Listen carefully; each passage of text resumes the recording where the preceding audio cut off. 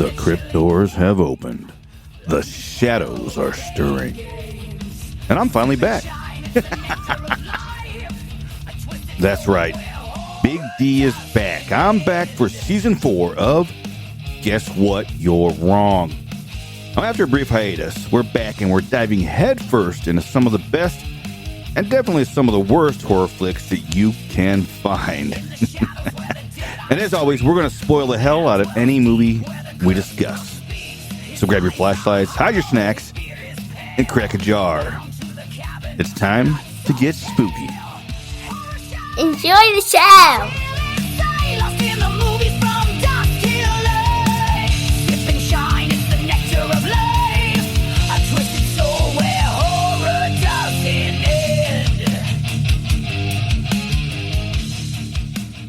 Now, before we get into this episode too far, I just got a little disclaimer here. First off, all audio used in this podcast is used under the protection of fair use. And as with all of my movie reviews that I do here on Guess What? You're Wrong, we spoil the hell out of everything we talk about, so you have been warned.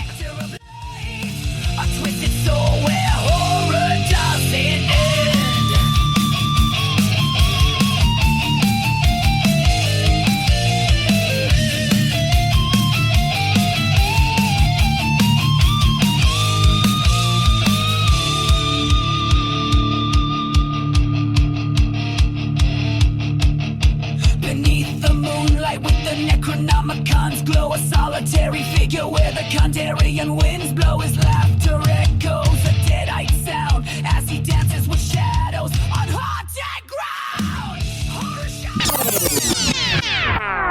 Hello and welcome back to another motherfucker. It's been a long time episode. Guess What? You're Wrong. Yeah, it's been quite a bit, quite a while since I've actually gotten on and done an episode. But, you know, life happens. It is work. Crazy. But I have seen a lot of good movies. Yes, a lot of good stuff's come out. Especially what we're talking about today. Yes. Today, we are going to dive right into the first episode of season 4. Guess What? You're Wrong. We're going to be doing Sinners. Couldn't start off with a better movie, in my opinion. Yeah. It's a decent movie. I mean, decent. it's I've seen some. I've not bad reviews. I've just seen some people not love it. But most of the things I've seen I haven't seen anybody say it's bad. I haven't seen that yet. I was reading a lot. I'm not looking for it either, though. I was reading a lot of people that were the things that they were pointing out that were wrong with the movie. I was reading through them. Agree, disagree, whatever. We'll get to that in a minute, though. Why don't I start off by... Actually, I didn't pull this up on the IMDb. Well, yeah. We can say it's directed by Ryan Coogler, who he's made a lot of good stuff recently. I would say the thing I know him for the most is Creed. He made the first 2 Creed movies. Which Creed is also what I would consider another perfect movie. I love that movie as well. That's pretty good too. It's another extension of the Rocky Balboa saga, so it's always good. It's one of the few reboot, re-sequel things that are actually good. It does it well because they bring in the old story well. Yeah, and at the top cast here, of course, we got Michael B. Jordan plays dual role. And this was odd when the first time I saw this. I didn't realize that he was playing both characters. How could you not have the same face? Well, but they acted differently. Oh, it is done perfectly well. Yeah. It wasn't until about 40 minutes into the movie, I'm like, that's the same old fucking guy. Mm-hmm. They do really well too. Anytime they're both on camera, it doesn't look like it's because sometimes you see something especially from the 90s, early 2000s, where you can tell that the green screen is there or the head replacement. But I don't know how they did it. They did it really well. There's a scene at the very beginning where he passes off a cigarette to smoke, Stack does, and it's seamless. It looks like there are 2 different people. It's crazy. Did a good job. He did a good job with that. Then we have his film acting debut, Miles Catton. Oh, dude, that's Sammy. Moore, yeah. He Preacher's might son. be, to me, the standout performance, personally. I think which is crazy, this is his first thing he's ever done. But I think that that's what they were aiming for. Oh, for sure. He felt great. Because, like, that's kind of the point. He's coming into this world that this blues world that he loves, that he wants to step into. Also, this world of sinners, which is what the name of the movie is, which is another, like, it's just fascinating. Yep. We have Saul Williams as Jedediah. Yep. Jedediah. That name always gets me. Jedediah. Andreen Ward Hammond as Ruthie. She's a cute girl too. Yeah. She was the oh my gosh. Wait, who did I'm trying to remember the name Ruthie. It was that wasn't his wife, right? Smoke's wife? No. Okay. No. Because her name was, I'm trying to remember. I can't remember what her name was. Who? Smoke's wife or ex-wife, I guess. I don't know. That would be Beatrice. Is that who that is? Here, let me look at the cast. I have to see her face. Yeah, it's Beatrice because they don't have a picture over here. Oh, okay. Then yeah, that'd be her. Okay. Tanaj Jackson. Oh, Tanaj. Yep, that is her. She was also in what was it? Lovecraft Country, which we watched. That was a good show. Oh yeah, that's right. I was trying to remember where she looked very familiar when we were watching that. Yeah, I can't remember where I seen her from. But now that you said that, yeah, it puts it on there. Then we also have Jack O'Connell as Remick. Oh yeah, the Irish. Dave Maldonado as the guy's name is Dave Maldonado, and he plays a KKK Grand Dragon. Wow. Wait, is that like a Hogwood? Maldonado's a Spanish name, yeah. Oh, I didn't know that. Okay. Yeah, Mexican. I knew some people growing up that were Maldonados. Mexicanos. Okay, so I just wanted to double check, and we were incorrect. Her name is Wunmi Masaku. Her name is Annie, Smoke's wife. That's her name. Okay. So her actress name is Wunmi Masako. I don't know how to pronounce it. She's not even listed here in the IMDb. Yeah, which is crazy. I don't understand. Like, they really messed up on that side. She's literally one of the main characters. She's like important. She's the reason they're alive. So who she is? She's just very down on the list. I see her on here now. She's just very, very low for some reason. I don't know why. Where? I don't see her. That's one of the top casts. Let me go to the complete cast. Okay. Wow, yeah. Annie. Wunmi Mosaka. Yeah, they got her way down there in the list. We go to the complete cast. Holy shit, that's kind of odd. And I remember who Ruthie was, or Ruthie. I think that's what's his face? Oh my god. Oh my gosh. The big guy. I can't remember his name. Cornbread. That's his wife. Cornbread? Yeah, it's his wife. I can't even find a picture of her anywhere. So why is she up higher on the? Yeah, that's who that is, of course. Why is she up higher on the list than? I know. Than Annie. That makes no sense. I don't know. Anyway. Yeah, IMDb messed that up. But anyway, I think we got most of the main cast out. I'm sorry. Bo Chow.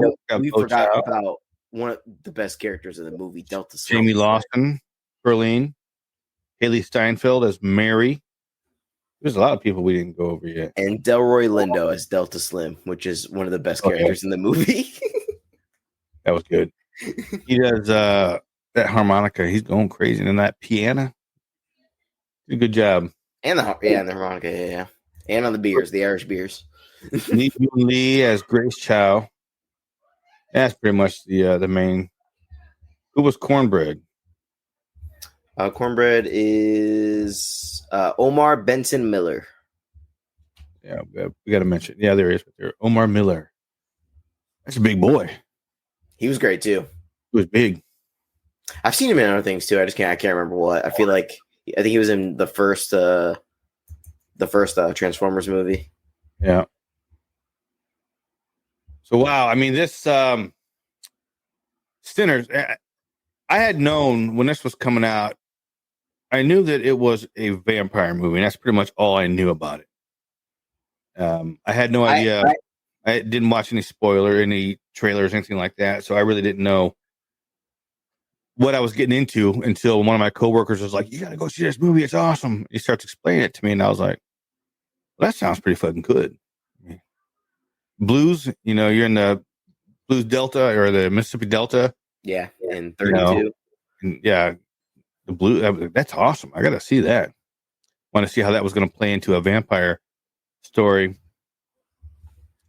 And that actually leads to some of the complaints about this movie, which I don't think I'll give my thoughts on those complaints here in a second. But a lot of the complaints were they went into this as a vampire movie, but they didn't get any vampires until the very, toward the very end. See, right? I feel like personally to me, I think that's what really makes, I think, a good horror movie is, especially even a monster kind of horror movie, where the beginning gets you to care about the characters. That's mainly what you're focusing on. It's more of a character study and watching all these people grow and seeing how their lives lead into each other, and then watching it all get ripped apart. Yeah, well, see, in this sense here, I went into the movie thinking it was a vampire movie, thinking that's what I was getting was vampires. Yeah. But then after my friend my coworker told me that it actually takes place in Mississippi Delta, I had a little bit of an idea that it may not be completely that. So when I went into it, watching this first part of the movie, I really liked that first part of the movie. It being almost dusk till dawnish. Oh yeah, for sure. I think the first part of the movie, you have no idea it's vampires, and you don't know that it's vampires until shit hits the fan, kind of thing. I believe they did the same thing with Dusk Till Dawn. Ryan Coogler said that his two biggest influences for this movie were from Dusk Till Dawn and The Faculty. Yep. I can see that. The Faculty I get a lot too. Well, I can see some of these people saying that they didn't get a vampire movie like they thought they were going to. Okay, fine. But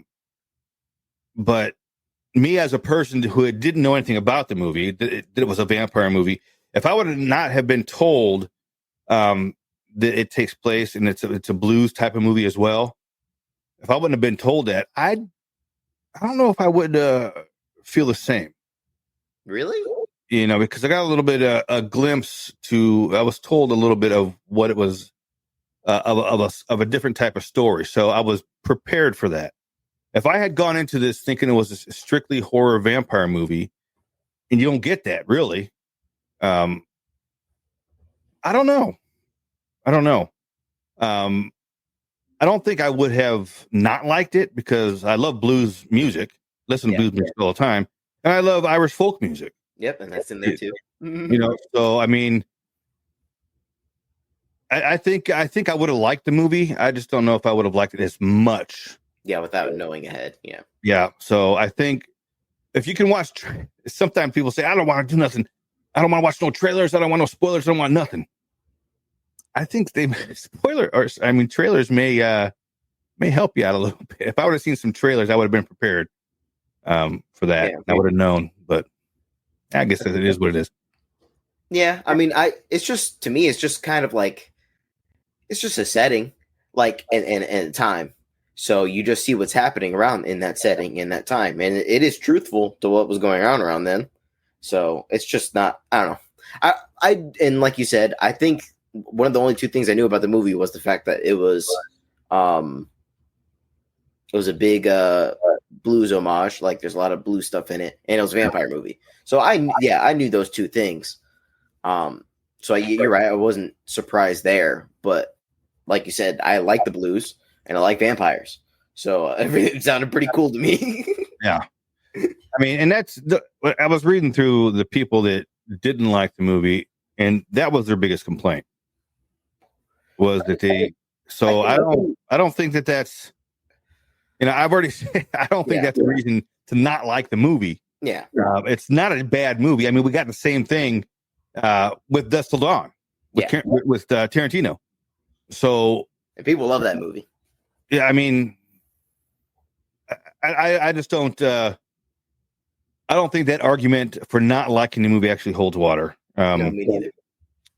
Because even if I wouldn't have known, I would have still liked the movie. Maybe just not as much as I actually do now. And I've heard other complaints about it. Oh yeah, no, I've heard with the race thing and everything. Yeah, in my opinion, that is a small minority. It always is, like with those complaints, because it's always just the loud people, like. Well, and I don't even care. Yeah. I don't even care if they're loud or if they're quiet. The point of the fact is I go to the movies to be entertained. Yeah, I don't go to movies to read into subtext and read into what are they trying to actually tell me. Is the movie entertaining when I get there? Well, I do enjoy it. I do sometimes, but it depends on the movie. Yeah, I don't. I mean, I watch the movies for entertainment reasons. We'll get into some subtext later about this movie that I want to discuss. Well, I'll dig into stuff a little bit more for podcasts. Yeah. But when you're watching it, but when I'm watching it, I just watch it for entertainment reasons. Yeah, exactly. I'm not watching it to be told anything or taught anything. It's entertainment. Now I do see, the metaphors are abounding in this movie. Oh, for sure. I mean, it's hard not to make a movie that takes place during Jim Crow, and not have those metaphors in there. Yeah, especially about black folks, even Irish people. Yeah, exactly. And it's hard not to put those metaphors in there. And Remick even says, how he says that they did the same thing to his people. Yeah. Just like, what happened to the blacks in America. So that was a strong statement he said right there. One of my favorite lines is later in the movie when he says, these words were forced upon my people, but they still bring me comfort. It was just like, man, yeah. Yeah. So, we have two brothers. Yes, that smoking stack. They had left the plantations looking for a brighter life in Chicago. In Chicago. And that brighter life had to do with a little mobster we know of named Al Capone. When they say that, I think that's so cool. The thing is, either way, they were going to die. Oh no, for sure, yeah, for sure. The vampire didn't show up. The mob was going to show up and wipe them out. So either way, like that. Yeah. Well, did they really? I mean, I don't know. Yeah. But they come back to the Mississippi Delta because they're like, just like one of them, I don't remember which one says it. Rather deal with the devil we know than the devil we don't. Exactly. Yeah. And I believe they even tell Sammy because he kind of wants to go out there too, and they're like, it's the same. It's the same. It's just at least we know people here. Yeah. They got bigger buildings there. Nothing else different. But they're coming back with all this stolen money and stolen wine and stolen beer. Yep. Irish beer. They want to open up an Irish beer, which is pretty damn good beer, to tell you the truth. Irish beer is pretty good. But they want to open up a juke joint. So they buy this old broke down sawmill, yeah. And you can tell right from the fucking get-go here, this guy, what was his name? Hogward? Yeah. He's like, the Clay don't exist out here. It's like, sure. You can tell right from the get-go, you're like, this guy And that whole interaction with him and Smoke and Stack there inside the sawmill, it's pretty intense too. And I like it too because it does set up the end because they say you didn't clean anything, like you didn't clean up the place at all, and they weren't planning on it. Yep. So I mean, it's this whole scene here. It also does when they mention the KKK, you're like, it's like that. They mentioned it, so there's gonna have to be something with KKK. Yeah. I didn't think it was. I completely forgot about it because the whole movie was going on, and then till the end, it's like, oh yeah, I'm gonna wrap this up. Well, there's a part when Remick first shows up at the farmhouse. I don't even remember what those. I don't care. Those actors. Oh yeah, the two husband and wife. Yeah, husband and wife. Remick is being chased by Comanche. Is that what he said? Or I think they're Choctaw. Choctaw. Which actually, very interestingly enough, apparently during the Irish potato famine, the Choctaw people got really close to the Irish because they related to them and they donated hundreds of dollars towards their famine relief. And I believe in 2016, 2017, something like that, Ireland erected a statue, a kindred spirit statue, to acknowledge, the friendship between the two people. So I just find it interesting that they're the ones chasing him and he's Irish and they're Choctaw. It's just interesting. Yeah, they had it's really cool. Yeah. And he's being chased by the Choctaw, and he comes into. I think we're skipping forward here a bit, but it's all right. We'll get around to it. Oh yeah, we'll go back. But of course, immediately the moment he shows up, he's burning in the sun. And you're like, that's not good. That's not good. But then, of course, they let him into the house. Yeah, and as we know, I love so much that they use this rule. I feel like it is rarely used in vampire stuff, but the fact that you have to invite them in, I just love that so much. Yeah, and the Choctaw guy, I hope you didn't let him in. Yeah. And then they tell him, well, the sun's going down. We got to get the fuck out. That's why I love that too. The guys are like, hey man, we were going to try to help, but sun's coming down. We're not going to die. Yeah, we got to get out of here. But then we find out that, of course, Remick already took a big old bite out of the husband and, come on and join the family kind of deal. And while he's there too, he does see that they are KKK members. He sees the hood in the back. He sees the hood and stuff in the background. So now that's what I thought the reveal was about the KKK. That's why I had skipped ahead like that, because when they mentioned the KKK, when Smoke and Stack are talking to Hogwood, whenever Remick shows up at the people's house and he sees the hoods and stuff there, I thought that was the big reveal for the KKK. Oh, okay. You thought that was all they were going to touch with it? Yeah, I didn't realize that in the end it was going to come back around. But I do like how it comes back around. Yeah, came out pretty good. Now what's next? Basically, so they're using that money. They get their cousin Sammy, preacher boy. And so basically their dad, who wasn't a great man, apparently very abusive, was related to Sammy. That's other cousins, Sammy's dad. Yeah, and I just find it interesting that I'd have to assume that the reason why Smoke and Stack's parents, or why their dad was abusive, was because their own father was abusive. The Preacher Boy's dad and Smoke and Stack's dad, because one of them went to religion and the other one kind of continued that path. That's how I read it anyway. Well, I mean, that abuse is a learned trait. Oh, for sure. Yeah. So it always happens. So I can see that absolutely. And I love too. They so they get they go their separate ways. Smoke goes to go get the two Asian people. Get the sign and and then fish. Stack and Sammy, they go towards Delta Slim, Yeah. and that's where we meet Delta Slim. And this is also, we had that big scene where, what is it? Smoke? Is he the one that went in town?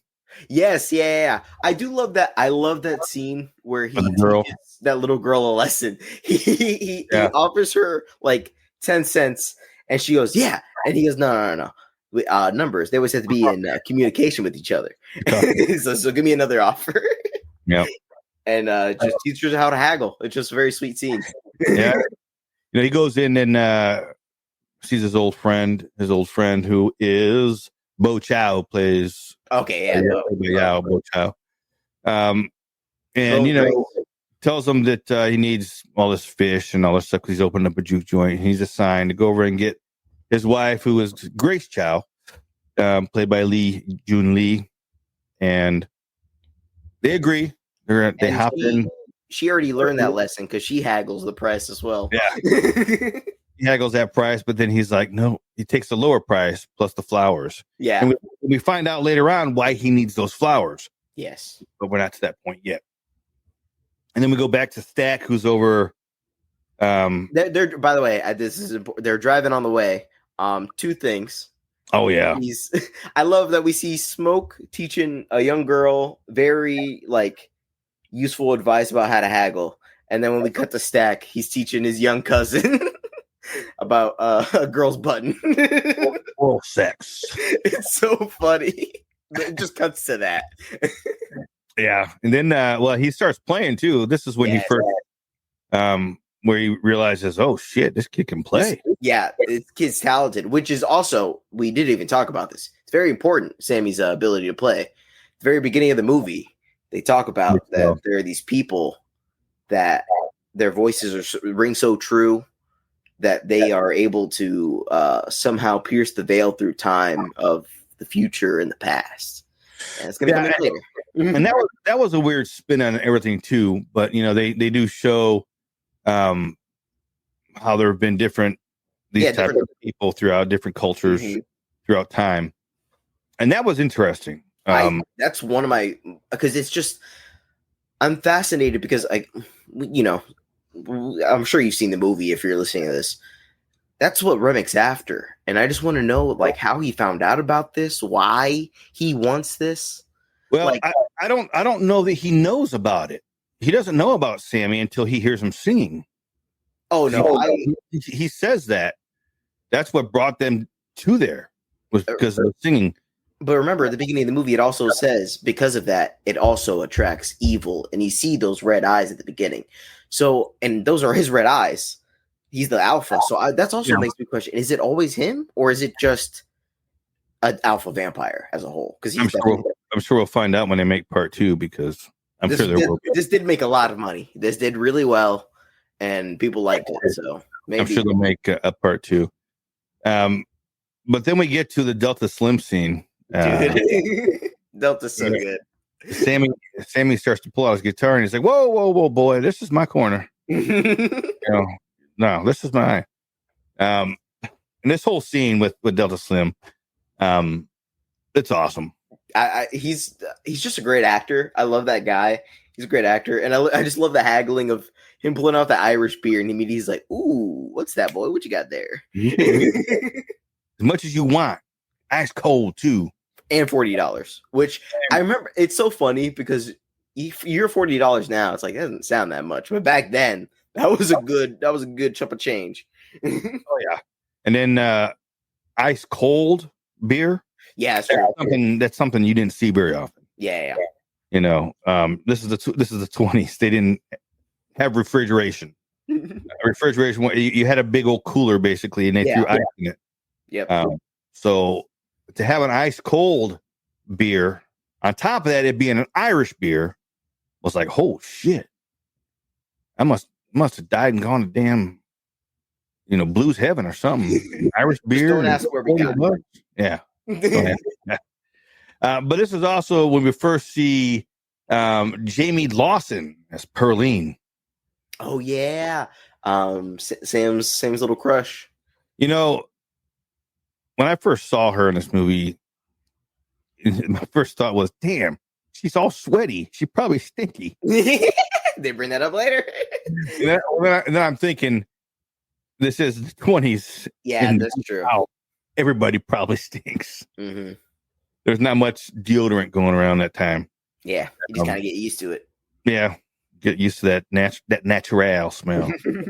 But she's a good-looking girl too. I mean, I saw that. I was like, Oh, Sammy thinks so too. Sammy thinks so too. Even though she's a married woman. She says that, but is she really? I think so. Because again, this movie is called Sinners. So yeah, that's true. That's true. So it just makes me, that's just part of me. I'll believe her. That's true. I mean, I don't. Did they show a ring? Yeah, I mean, she might have taken it off because They never. I mean, they never made reference to her husband at all.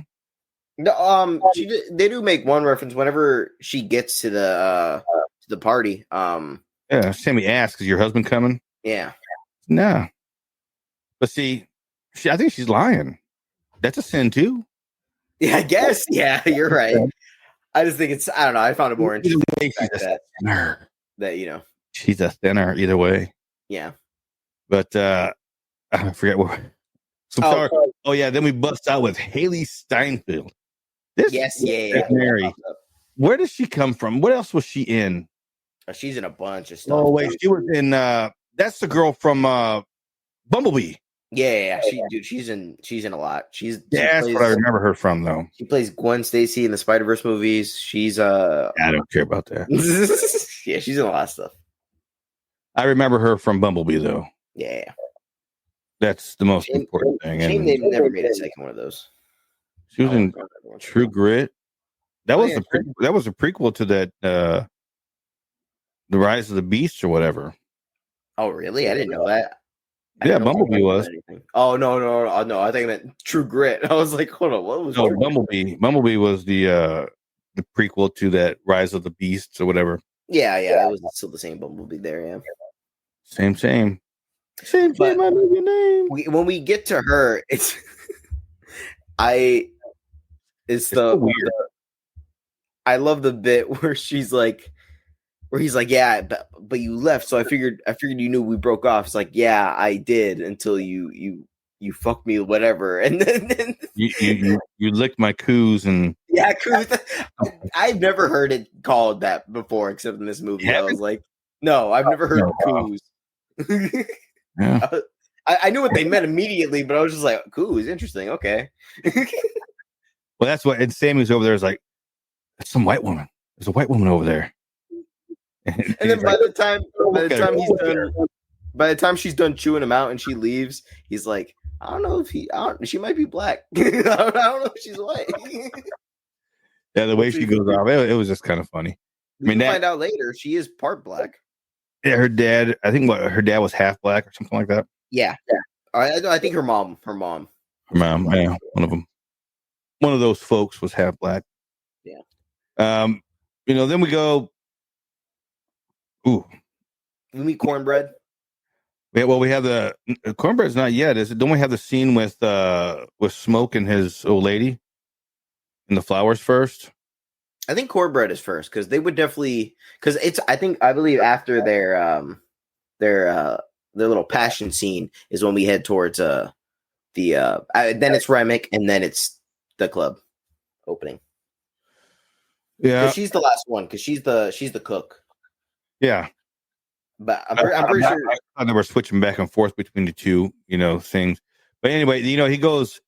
This is that scene too. They're driving down the road, and these roads are like deep south, old school Mississippi roads, dirt roads. Mm-hmm. It's nothing. They didn't have no pavement back then. Yeah. We're driving down, and this is that one scene where they Delta Slim. Oh my! The road workers. This is my second. This is either my first. This is one of my favorite scenes in the movie. One or two. It's up there for sure. With the chain gang. What did you say? Do you remember what he says? I don't know. He just says keep he said keep your heads up. That's what he says. Yeah, keep your heads up. Keep your heads up. Keep standing up. Yeah. And then one of those guys fire a gun in the air, and then he sits back down. And Sammy's like, "Story. Did you know those guys?" He's like, I knew all of them. And he goes down this long story about them getting basically jailed and then turned into performers for them for hire. Not even for hire, because they're getting, actually they do get some money, because they got a lot of money. They're putting their hats out and they're getting money. Yeah. So they're out there working for these people. That grabbed him, that arrested him pretty much. Was the police. Yeah, that arrested him. Yeah. And then Sammy asks, what'd you do with the money that you got? He's like, I drank it. Yep. And then he talks about one of his friends, though, that was planning on buying a ticket out of here, going to Chicago or wherever he was going. I can't remember. And some white guy found him, or some cop. No. I can't remember exactly.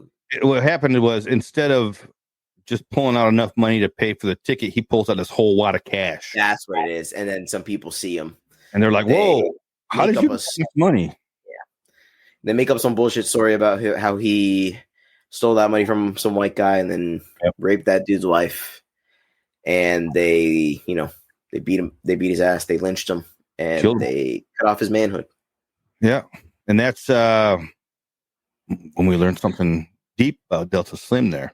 And then I love it's very haunting with the scene, because he's telling the story, and there are noises in the background, like describing like all the actions, like it's the music, it's happy, because they're playing for all the white folk, they're switching it up, they're having a good time. And then once it starts hitting to the darker part of the story, you hear the lynching sounds and the cutting sounds, and it's like, Jesus Christ. Yeah, it's heavy sound. And then I think this is the reason why I love this scene, is he's sitting there with this dreadful story, and he has like the scene where he like half smiles and he starts humming. And he starts banging the car. You got a guitar back there, don't you? Mm-hmm.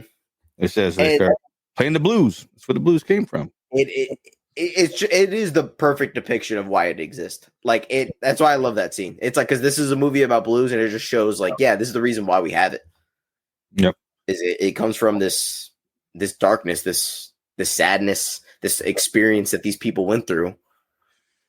Yeah, I mean, even modern blues, it's not, modern blues isn't all played by black folks anymore. Yeah. There's some, I guess they're white. I don't know. I've never looked at them, but it basically stems from having times in your life where you were distraught. Yeah. Your life was hard. You had a hard life, and that's where we learned that the blues come from. This whole time period in the 20s and before. I mean, we had legalized racism pretty much. Yep. Legit, yeah. And it was a terrible time in American history. It's a huge mistake that we should learn from. Definitely learn from going forward. But it's hard not to see a movie like this that takes place during this time period, and not have that in the movie.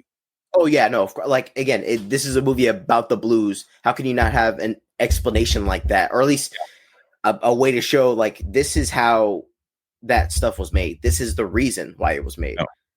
Yeah, and also, I just love too. I think it's a very minimal part, but I do think, because at the very beginning, when Delta meets Sammy, and he's like, "I'm a blues player," he goes, "You don't know nothing about the blues." Hey, you're a kid or something like that. Exactly, and that's what it is.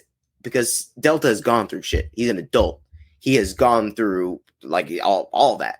So in his brain, in his head, he's like, you don't know anything about how to make the blues. But that's where he's wrong. Sammy has had the experience. He might be 18, 16, 17, but he still worked the fields. He still he still lives in Mississippi during 32. He's experienced racism, trust me. Like he knows. And that's why I love too. The main thing he sings about is his father. It's not even anything outside. It's his dad he's singing about. Yeah. And when he starts playing his guitar, I mean, that's to me. You know immediately. When I started listening to blues, it was because of guitar. Yeah, I love that guitar. And then when Sammy starts playing the guitar, you're like, oh man. And That's that immediately once he starts singing too, you're like, wow, Yeah. this kid's got it. That voice doesn't belong in that kid. What I thought, was, He where'd that is voice very come deep. Yeah, you're right. from? Where'd that voice come from? But so then we get to the juke joint. I will speed up Oh here wait, a little bit. wait, But- we got to be Annie real quick, All just right. because he does. We do see him bringing the flowers to his son's grave. Oh, that's right. I forgot about The- that. the That's baby's whole grave. scene. The whole scene. She's a hoodoo practitioner. Yes. You know, ancient from Africa. It's a pre one of the pre-Christians. Kind of later on, it was kind of intertwined with Catholicism a little bit, with the saints and stuff. But she's a hoodoo practitioner. You know, so he goes to see her. And Well, his son. the first thing he does, the flowers that he got from what's her name now? Forget. Grace. Grace Chow. We see him laying those flowers on a gravestone,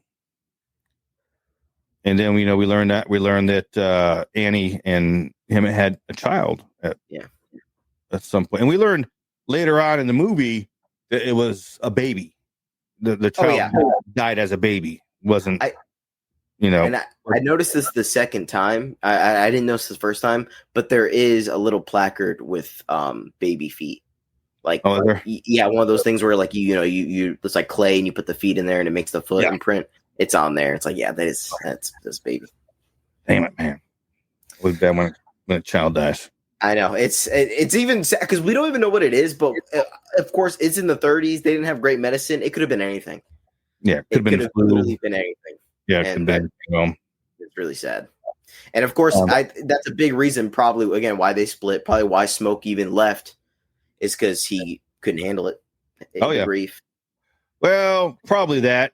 I mean, I think the reason originally why they left, because this is one of the things we left out. They went off to the war. They were in World War I. Oh yes, you're right. You're right. So that's the reason why they left initially. I think when they came back from the war, they had other plans on,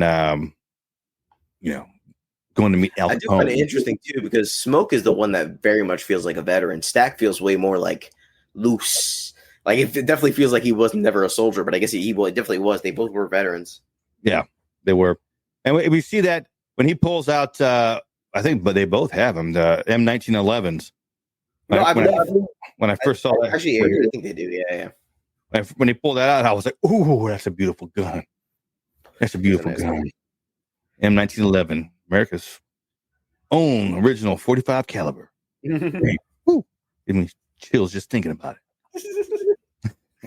But with that, we also learned too that Annie, this whole time while he was at war, while he was gone, he had a I can't remember what the bag was called. Mojo bag, Mojo bag, and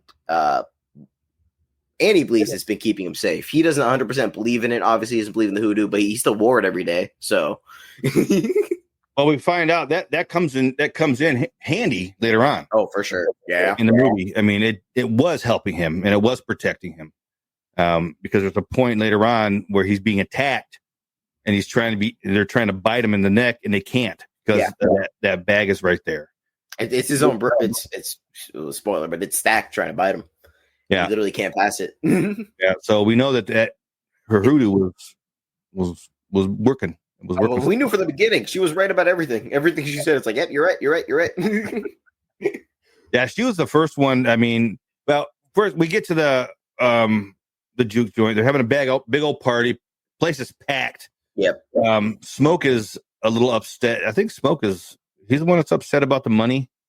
Yes, because people are coming in, and I like this too because this was a real fact is a real part of history. Is these people? Yeah, the wooden coins, and they bring them back, and they're like, look, these people work hours and hours out on those picking, and this they want somewhere that feels like home. They want somewhere where they can go and relax and be with their own people. And I understand that, you're not going to make a whole lot of money in some places, but overall, more people come in, it's going to even out. That's what Stack and Annie believe. Smoke, though, is not about that. He's like, we're here for real, hard, cold cash. He says something. I remember when we were pushing whores in somewhere. Did you take credit or something like that? Yeah. He's like, well, Like, no, that's that was different. Chicago. Yeah, that was Chicago. This is Delta. Yeah.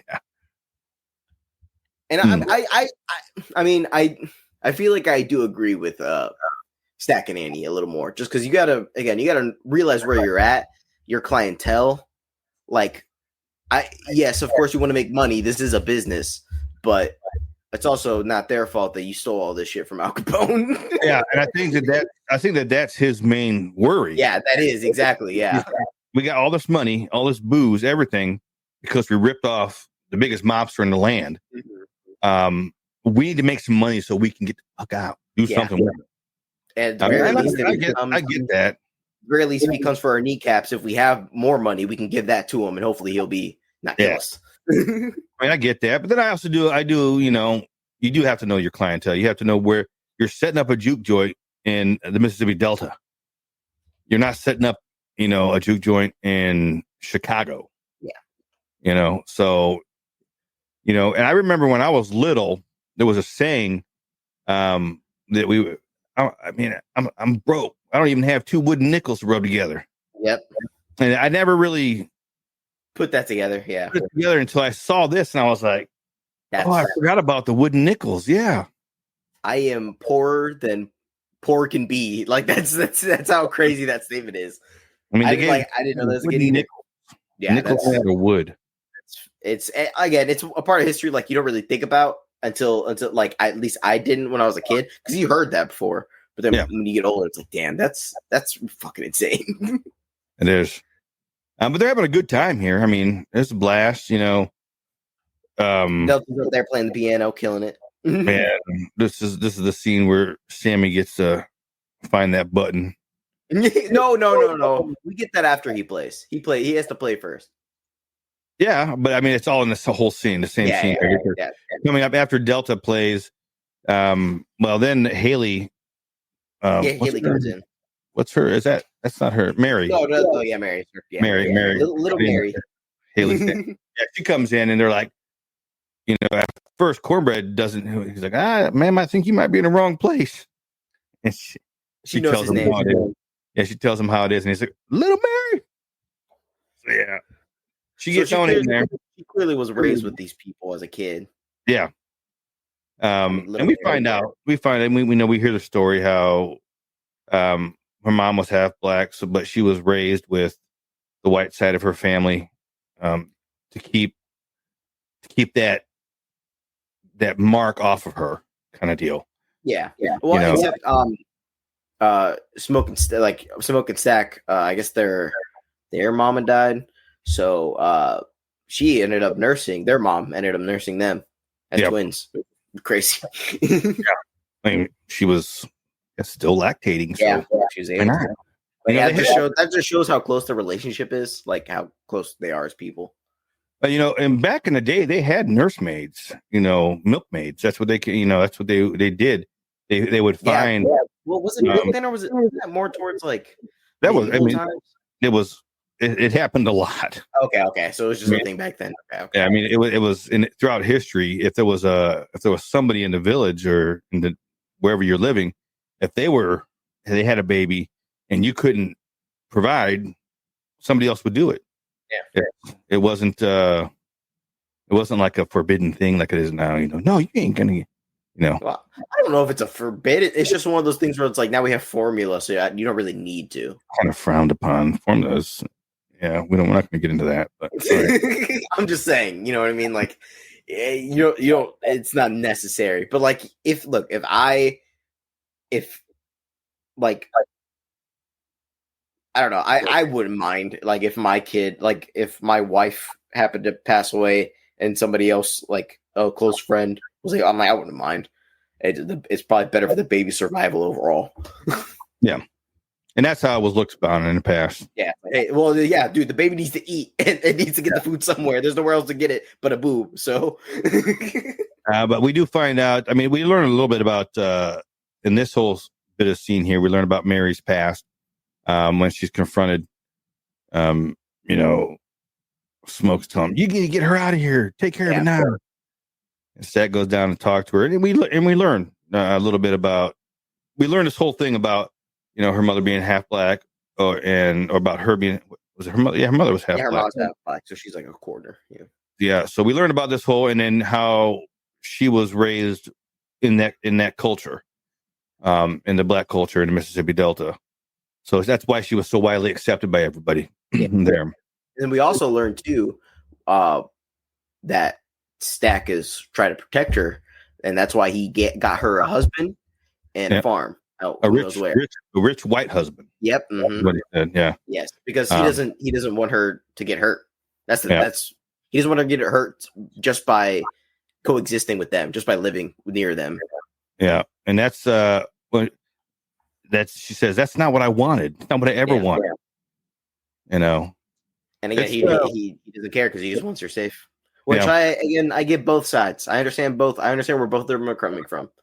Because again, in Mary's brain, like this isn't for her. It's not any different. But in Stack's mind, he's like, yes, I understand you see it that way, but the world outside won't see it that way. Yeah, and they will hurt you to get to us, or they will just hurt you because they see you as other, just like us. Well, if she's still seen widely as a white woman. Yeah, exactly. Yeah. So if she would have been seen with Stack in public, in kind of a relationship, they probably would be dead. Yeah. Well, so I don't know about after the war. I think Smoke and Stack can handle themselves now. Yeah, they can handle themselves, but when you got a whole town that, I don't know. Yeah, that's when you drive out the town. That's when you leave. That's when you pack up and go. Yeah, and this next part is when Sammy takes the stage. Yep, good old Delta Slim. And we really get they go over when Sammy starts playing. They start going over that, like what they said at the beginning again. That every so often there's somebody. What do they say? That speak words so true. That sound is so true that they're able to pierce the veil through time, basically. Yeah, time and space. Yeah, and this is an interesting scene. This is, I think, the coolest scene of the movie. Like visually, it's one of the most creative things I've ever seen. I think it's just because the idea is crazy, but I love it because the first shot. That's when I love it too because the cut. The way it's shot, it's right when the narration, which by the way it's Annie, which makes sense because she's the one that knows about the hoodoo and all that stuff. But when it says time, it cuts to the. Now here's the thing: this future looking dude, he could be from the 70s or he could be from like 2050. Like it's very like he could be either or. And with his outfit and a guitar. Either way, it's the future for them. It's the future for them. But it's awesome. They spin around, and as they spin around through the crowd of people dancing, now the majority of the people there are black, so there's a lot of African tribal music being played as they spin around because it goes through time. Yeah, and it's reflecting the people are there. Yeah, and then it's like when it goes past the Chinese people. Yeah, you see their kind of culture, like dancing and stuff. You see, like even like the Chinese dragon head thing, like moving around and stuff. Like it's pretty cool. I love too. You have to that little pan shot of the girls twerking in the kitchen. It's like, yep. I saw that and I was like, it always makes me laugh. I love it. It makes me laugh every time. Then they had the whole DJ scratching records. Yep. The guys break dancing out on the ground. Yeah, like the Run DMC looking guys right out there. It was an interesting scene. I think it was ballsy on the behalf of Coogler to put this kind of a scene in this type of movie, because it could have very easily not been as easily as it was accepted as part of the movie and a part of the story. It could very easily been not accepted. Yeah, I think people could have seen it as like weird for sure. Yeah. But I think they set it up well enough at the beginning, especially with just how awesome that kid's voice is and his playing. Like Yeah. it does feel transcendent in a way, which is Like awesome. It works. he said he's singing about his dad, singing about his father. Yeah. I love that little intro where he's like, I made this song for my dad. Or he's like, my name is Preacher Boy on the account of my father being a preacher. And then he says, I wrote the song for him. And then it's about basically how he's like, look, Dad, I love you. But I gotta go. I gotta go my own way. Yep. And this is where we see the magic of his voice, not only inside the juke joint, but it expands out to touch like all of reality kind of thing. That's what I love about the visualization. He's literally burning the house down. He's burning the house down. That's how good he is. And we see them, the house is on fire all around them, and everybody's still there dancing, going at it. And that's when we see our three vampires, Remick and I can't remember the other two people's names. I love too the song. If you notice it, when it's doing it, it goes from the song and hits a high note, and then it starts sounding like the Irish music, and it's really cool. It's really cool. And when we see that, and they pop up on the scene because they're like, "Oh, what was that?" And this is why, I know it's left for interpretation as to why Remick is actually there. Here's my take or idea from it. I think he wants Sammy. I think he wants that ability because I think he wants to. Again, he has like we find out when he bites people, he gets basically like they become symbiotic. Like he has their memories, they feel his pain. So he clearly, if you were to get Sammy in his group or in his, I don't know what you call a pack, clan, okay, his vampire clan, then he would have that. He would have that ability. It would be in his, not in his blood, but it would just be in his crew. So I think he just wants to be able to, I guess, see his culture. Like that's the only thing I can think. And I think that's where it comes to, but I don't know why. I don't think that's why he's there. Because if you look at it, he needs a family because he's always talking about a family and how now we're all equal. We're all the same now. We're all a big part of we're a big family. Yeah, he's like part of one, basically. Part of one. When we first see him, he's running from the Choctaw, and he's running in daylight. So it tells me, first off, that his family that he had at the time must have been killed off. I didn't think about that. So maybe he had others. Yeah, he's running from the Choctaw, trying to find refuge, and I think he stumbles onto these people, this whole scene with Sammy and everything like that. I don't think that he was necessarily there only for Sammy. I think that was like a happy coincidence. Yeah, a very happy coincidence for his part because he's like, "Oh, you're special." Yeah, he's like, "You're." I don't know. It's because also think about it too. If let's say his family, like his vampire family, let's say they were all Irish, right? Let's say they were all his descent. They were all like literally his family and his vampire family. Let's just say like that's what it was. If he had that ability, because also here's the thing too, they're able to visually see what's happening. At least that's how I read that personally. I read that when they looked at that house, they were able to visually see those people in time that were there. Us humans couldn't, but they could. So maybe he literally wants to be able to bring his family back, him to be able to see them again. And with his ability, he'd be able to do that. I think it's a stretch, but okay, I'll give it to you. Look, again, that's what I like about it too. You can have any reading. You could come up with any kind because it works. I think that works too. And then we have Remick and his crew wanting to come in, and this is when we first really find out that look, you need to invite us in there, and we'll come on in there and we'll pay. We got money. We'll play music and we'll drink, but you got to invite us in. And they play a little jig, a little music, and they sound pretty good. Not so bad. That's a little Irish folk tune jig there that they were doing. Like pick poor Robin clean, like that, something like that. It sounded good. It is eerie though that they are all in sync.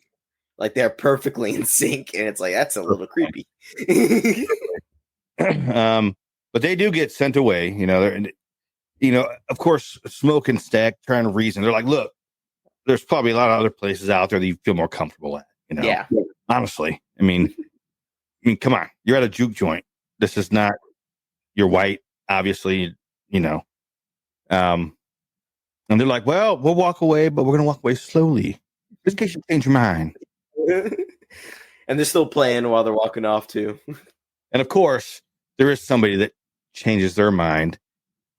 Mary. Yeah, what is it? She wants to. She's like, they got money. She says, let me go out there because she's still seen as white. Let me go out there and talk to them, feel them out, see if they really do have money. Yeah. Because if they do, fine, we'll just let them in and they can drink and we'll just take their money. So they're like, Stack's like, okay, go feel them out. See what you think. I think he gives her a knife too, right? Or a gun. That's what it is. Okay. Yeah. She goes out there, starts talking to them. They have gold, like ancient gold coins. Yeah, they have something old. Yeah. So she's like, oh shit. All right. Money. But then things start getting a little freaky. Because I believe she mentioned drooling. Oh, that's what it is. That too. Right, yes. Drooling. He's like salivating, like looking at her. It's just like pouring out. And you're like, oh, fuck. And she mentions her mom and how she passed away recently. Oh yeah. And I wish I could have been there to save her from that pain. And she's like, I don't know what you're talking about, but we didn't need that. I didn't need that. Yeah. And that's when he gets up to go away. And I love this shot because you see Remick like slightly get up and then he just jumps. Yeah. Like he just is in the air. Oh, because she turns away and starts like running back toward the juke joint. Yep. And he does. You see, she's in focus, but behind her you can see Remick stand up and do that. He basically just flies up in the air, heading towards her to most likely definitely bite her. We don't see what happens. Right. We don't know what happens. Next thing you know, we're back inside the juke joint. No, we're not actually. The next shot is Mary coming towards the outside with cornbread, and she asked. But we're seeing it's seen from inside the juke joint out. Oh, okay. And as she comes up, and she's like, "I need to be invited back." This whole thing. Can I come in? Invite me in. Yeah, bring me back. Let me in, cornbread. And he's like, "Of course, yeah. Come on in, yeah." Because what is he supposed to know? And that's your first hint that something is awry. But that's the thing too. I thought because again, I saw the trailer, and in the trailer you do see her as a vampire. So no matter what, I was like, she's going to become a vampire. I should watch the damn trailer because I still haven't seen any of the trailers. Yeah. So I was like, she's going to be a vampire. And what's interesting is she also asked for an invite the first time with cornbread. So I was like, is she already a vampire? Is she already a bad guy? But then, you find out she is. I'm like, okay. Yeah. It was still cool. But this, she goes up to Stack. Yep. Says, yeah, they got money, whatever. She says,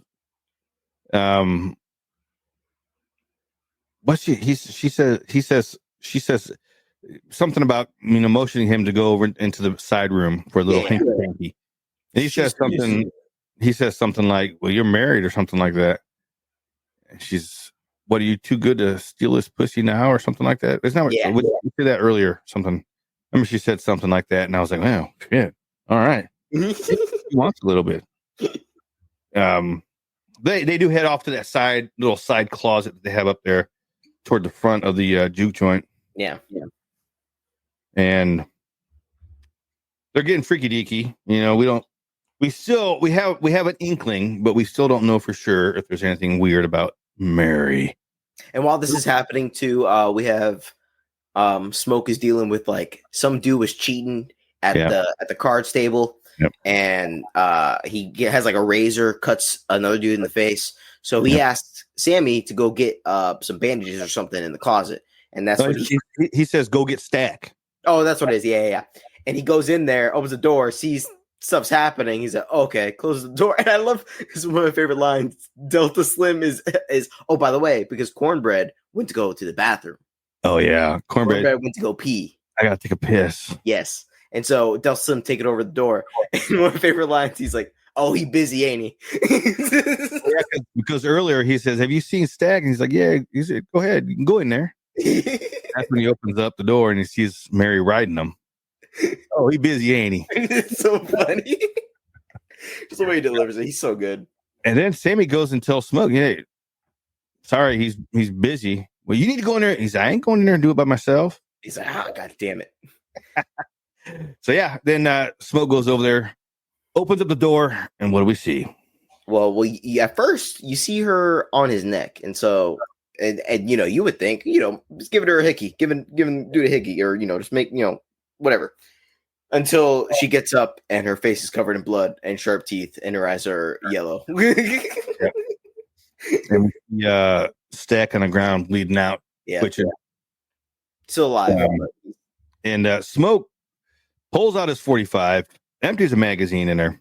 By the way, he has two. He has the dual things. He pulls them out. Oh, yeah, he does. He's dual wielding it there. It took me back to Guardians of the Galaxy 2 whenever Peter finds out that his dad killed his mom, and he immediately pulls out his guns and just it's like same thing. He's just immediate, just doesn't think. But she gets up. Yeah, like nothing. Like it was nothing. Gets up, runs outside. We see Smoke sitting there holding Stack. Distraught, obviously. I mean, he's like, I was supposed to keep him safe. Yeah, I always kept him safe. Well, you failed this time, baby. I'm telling you. Hey, man, how was he supposed to know? It is really sad though, because I mean, of course, I think anybody who's dying, they are scared. But that's what he literally says. That he's like, I'm scared. Yeah, can't do anything. I mean, and this whole next few scenes here is, it's all. This is where the horror vampire thing. I mean, it starts with Remick, and Mary. Yeah, but we don't really see anything with that. But now with Mary and Stack, we saw it. Yeah, we see blood fucking spurting everywhere, and it's nasty. So now we know. Oh, we're in the shit now. What's going on? Something's happening. He dies. Of course, Stack dies. So they go out. They lock the door up. They close it behind them. And they're dealing with. I think while this is happening, I think it might be while he's holding him or whatever, we see Cornbread get got. He's out there peeing. He sees. He hears like stuff moving, but you see the eyes out in the woods. Yeah. Now, but at this scene here, they're dealing with. Isn't it Cornbread that comes up to the door? Yeah. It's like, hey, let me back in. They close the joint first, so they get everybody out. Oh, that's right. Everybody leaves. And this is when I saw these people scattering through the parking lot, I'm like, dude, you guys are all fucking guys. Yeah, dude. It's like, because they literally just turned Cornbread out there. So I'm like, dude, you're just getting more bodies out there for them to use. Now you got but whatever dozens of people now, or so they all go out there. I think Bo is also one of the people that leave because he's gonna go get the car. Yeah, that's what his wife is just like. We need to go. We need to get our daughter. Like, we gotta worry about our kid. So you go get the car, Bo. Pull it around, and we'll get out of here. Well, we know that doesn't turn out very well. So that's when we see Cornbread. Yep. And he's like, "Well, just let me back in." And because they just find out he finds out Stack's dead. He's like, "Oh, well, he needs consoling. Yeah, he needs you let me come in." And Annie is not having that shit. Yeah. Smoke's a little confused. He's like, I mean, of course, he's PTSD type of thing. His brother just died, and he's, what the hell are you saying to me? Kind of thing. Annie's the one that's like, now. Why would you need permission to come in? You've been coming in and all night. You're a big guy. You can move past us. It's like, why do you need permission now? And of course, he's like, this girl's acting crazy. This man, he needs consulting right now. Blah blah blah. And that's when she comes to and in her words at this moment, she describes him as a haint. Haint. Which just it's a spirit. It's she believes he's like a demon or something. She doesn't really exactly understand what he is right now. And I believe he asks for his money because he's like, hey, look, at least I'm gonna have to walk back home because you were my ride. At least give me my money. And Smoke goes out, hands him his money across the doorway, and he grabs him, about to go bite him, but Smoke, with that quick draw hand, shoots him in the head before he can do it. Knocks him back and it leaves some permanent damage on Cobra's face. Which is interesting. I find interesting because these vampires don't heal like normally. They get scars. We see in a bit Stack revives. He gets up and he runs out the door. Later on, when we see him again, we see the scar from his neck bite, but it's like the scar is there, but it's healing. Yeah. So they can get scarred. They don't fully heal, which I find interesting. And another piece of, they still use the word haints in the South. Yeah, I didn't know. I thought it was a hoodoo thing when I first saw the movie, and then you're the one that told me no, it's just a South thing. That's just people saying the South. My buddy, did I tell you that whole thing about my buddy Tom? Yeah. When I was staying at a hotel, and I saw some fucking ghosts in there. I'm like, I was like, I kept seeing shit, and I'm like, I don't know if I'm gonna stay in this hotel anymore. Yeah. I told my buddy Tom, he's like, oh, you seen the haints? I was like, I ain't heard that one since my Mimo was. All right, they still use that. So that was just cool. I've honestly never heard that term. So it's just really cool. Learn history.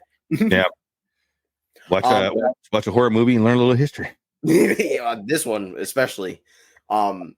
But then that's right after that he dips, and then we see Stack get back up. Stack's behind the door. There's a funny line when Smoke looks inside and he goes, Stack, is that really you? He's like, no, it's Jim fucking Crow. This is a good line. He breaks down the door, runs out, heads toward Remick and Annie and all their people.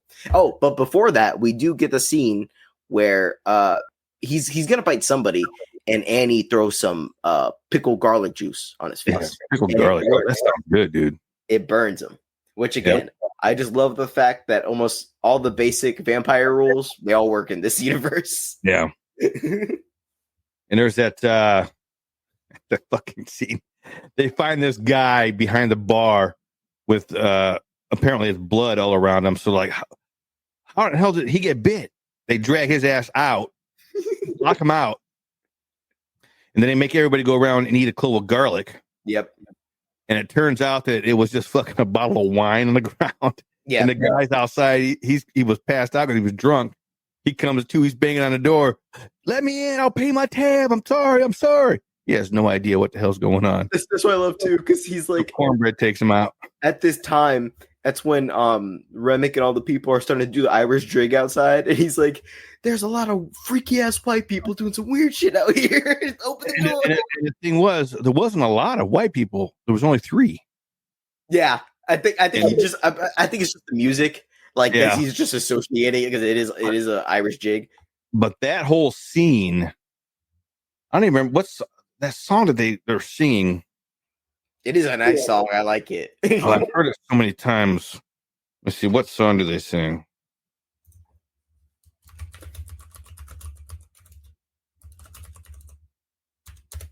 Rocky Road to Dublin. Yeah, Rocky Road to Dublin. Yeah. Yeah, and that song, I have heard that song covered by different bands, both in like a rock metal type of Celtic music, as well as like a Enter the Haggis type of more middle of the road Celtic type of music. Yeah. And it's pretty fun. I love that song. Dude, when I heard that song, I was like, oh, I know that song. And the scene is awesome too, because again, I love just that. Even we do get a point where Annie even talks about it, where she's talking about the vampires, how like she's basically saying all the stuff how to kill them. Classic garlic, wouldn't stake through the heart. We can burn them for burning them. We'll do it.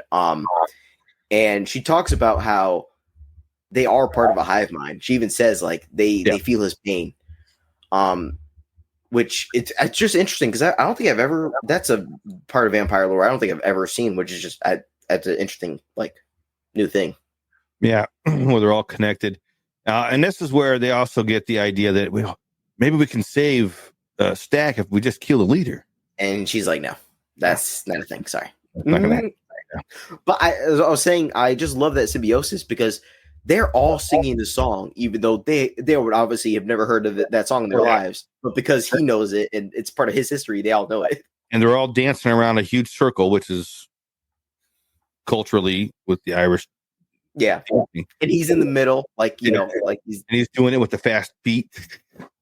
I thought that was a fucking awesome scene. That scene is hype. It is like, because it just, I feel like a lot of people have been using it for memes where it's like, it's just like a hype track because everybody's hyping him up. They're all like, yeah, man, you're doing it. They're shaking him and stuff in the middle of the crowd.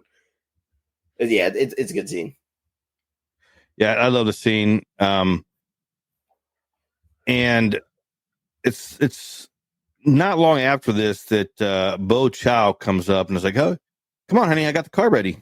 Yep. And Remy's with him. It's actually right after Cornbread takes down that guy. Yeah, because they come up. Just walks up nonchalantly, like, "Hey, I got the car ready. Let's go." And he's still chewing on him in the corner, but he's just talking like he's like, "Come on, let's go." Let's go. Yeah. And she's like, "No," and then that's when Remick comes up and he's like, "We know everything about each other now," and he starts talking to her in Chinese. Yes, and he starts saying like, you know, it's like, and starts talking about their kid. But also says some stuff like some sexual things, like and I'll do the things how you like it or whatever. And it's like that's creepy, that's horrifying. He's speaking in your language in a way that your husband would speak to you. Yep. It's very horrifying, and it's not your husband. And this is also when we come to the point here where we think, that Grace is. At this point, I knew that Grace was going to be the weak link. See, I didn't think she was gonna pull what she pulled, though. That was crazy what she does. Well, they all start. She starts freaking out and yelling at Smoke. You're the big war hero. Well, come on, I don't see you doing nothing. Let's go. And I forgot to mention. We also learn he does say to the crew. He says, we will leave if we get Sammy. If you give us Sammy." And Sammy was like, okay. But Delta... No, you ain't doing that. That's why I love Delta specifically, because Delta has fallen in love with this kid, because he's another blues aficionado, and he sees himself in him. He's like, no. And I love that scene earlier where he's like, the devil's been coming after me a long time. Yep. He's going to have to go through Delta Slim before he gets to you or anybody else in this place. Yep. And so I ain't taking that. And after this point here, they all start getting prepared. They're like, well, we got to get the fuck out of here somehow. They're sharpening stakes, they're breaking chairs, and they're trying to figure out anything in any way they can do. Yeah. And this is where Miss Chow, her tantrum, and she starts screaming at Smoke. And that's when they start knocking at the door. Banging on the door, like, let us in, and she just screams. And they're singing a song too. Yep. And she screams, come on in. And that's what I love too, because it didn't even have to be that audible, because they're singing. There's like a lot of noise happening, like they're screaming and stuff. But she says it even with a muffled mouth. But just the fact that she said those words and he could hear it, they're allowed to come in. And we have a bit of a battle. Well, actually, before this, Annie also made Smoke promise. Oh, yes. She says that because she also, again, from her perspective, what she understands is you are stuck here on this earth, basically like without your soul is like kind of the idea. Like you're there, like your memories are there, but like the part of you that is really you isn't there. So, like, you are still you, but not really, And she's like, and also, I guess, from her understanding, she says, like, you won't be able to move on. So, I don't know if you die, you go to, heaven or, hell. You don't move on. I mean, she'll never be able to see her child again. Exactly, and that's what she wants. Yeah. So she makes Smoke promise to if she gets bit to kill her. Yep. In the heart. And this is through this whole because she's throwing bones in it, and when she makes him promise this, she evidently had seen something when she's doing her. She read something in the. Not good. This is fucking not good. This is when she makes him promise. So we have the battle that ensues here. I mean, it's just. I love to because like you see everybody else freaking out, and Grace looks determined because I do think her one goal, which she accomplishes, I think her one goal was to kill her husband so that he could move on. He could move on. Yeah, and she does. I mean, she jumped. They both burned the fuck up. That cut when it cuts back to them still burning and she's on top. I'm like, oh man, that sucks. That'd be a bad death. Bad way to go. But I mean, she caused it. She's the one that said, "Come on in." Yeah, for sure. But also, again, I understand where she was coming from because they did threaten her daughter. So I get it. I understand. Yeah, jumping the gun a little bit there, I guess. Women. But the battle ensues. I mean, there's people dying left and right. A lot more fucking humans are dying, obviously. They are getting some vampires, though. They're taking out some vampires, though. It's funny because Sammy he just uses a gun the whole time, and obviously it's not killing them, but it is making them step back and knocking them out at least for a second. And then that's when we get the moment where Stack is the one that ends up biting Annie. Yeah. And this is what the strange thing to me, which I is the part of me where I'm like, I don't fully I don't think that Annie is 100% correct in the fact that they're not 100% them. Just because when Smoke finally does it, he's having his hearty goodbye, he's sad, and he finally stabs her. Both Mary and Stack, the vampires, freak out. Well, I think they freak out because she was supposed to be part of their family, and that was the key to bringing Smoke in. And now that he killed her, like, there's no fucking way we're gonna get Smoke. I guess, yeah, you're right. That too. But I think they also were both just hurt because they loved her and they wanted her to be part of their family. Yeah, it was all they wanted everybody. They wanted everybody there. Yeah, to be in their family, and this kind of ruined things for them. Which is interesting. I was just like, because that's why I like too. Because from their perspective, they're not doing a bad thing. They're making you live with them forever, basically. Yeah. Like they're making it so that you guys can live forever with us as a family, and we can be together forever. Which, it's a nice sentiment, but I don't want to be an undead. I want to be able to wake up and drink my coffee out on the porch and not burn and die. Yeah, that's always nice. Burn and die. And so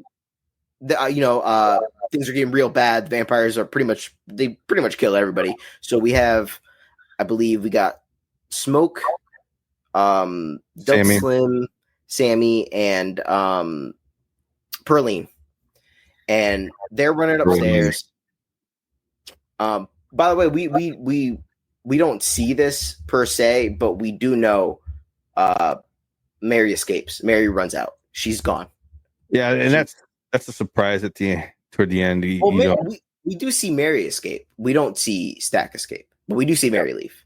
So Mary's gone, and so they're going upstairs, and Delta Slim is like, "All right, y'all run out, get out of here.